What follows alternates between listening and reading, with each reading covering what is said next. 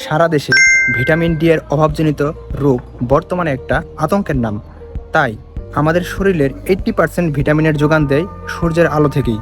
সেই সূর্যের আলো থেকে যদি আমরা আমাদের ভিটামিন ডি এর উৎসটা অর্জন করতে পারি, তাহলে আমাদের রোগ প্রতিরোধ ক্ষমতা অনেকটাই লাঘব করবে।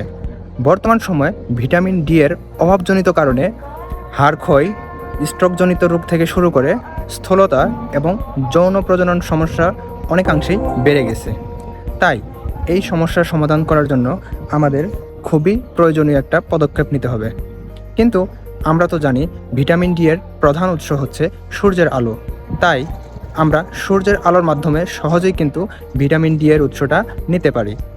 গবেষণায় জানা গেছে 80% ভিটামিন ডি আমরা সূর্যের আলো থেকে পেয়ে থাকি।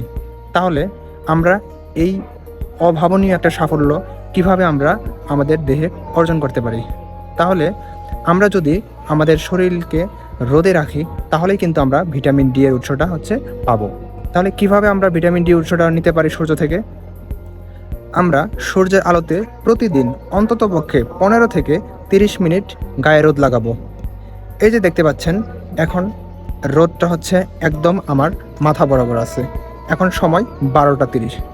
সো আমরা সকাল 10টা থেকে দুপুর 3টা এই পর্যন্ত সময়টাকে আমরা একটা আদর্শ সময় হিসেবে ধরে নিয়েছি।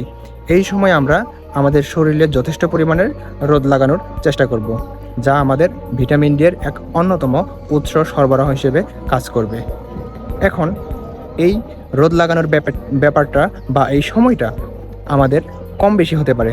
যাদের গায়ে চামড়াটা সাদা, তাদের রোদ সময়টা একটু কম হলেও চলবে। কিন্তু যাদের গায়ের রং একটু কালো, তাদের দেহে মেলানিনের পরিমাণটা একটু বেশি থাকে।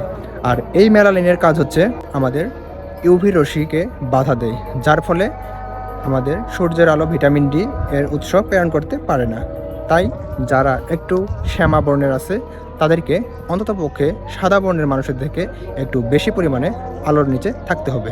এভাবে আমরা সহজে যদি আমাদের ভিটামিন ডি এর উৎস থেকে পেয়ে থাকি, তাহলে আমাদের অনেকাংশেই এই অস্টিওপোরোসিস, তারপর হাড় ক্ষয় এবং স্থূলতাজনিত সমস্যা থেকে আমরা মুক্ত হতে পারি।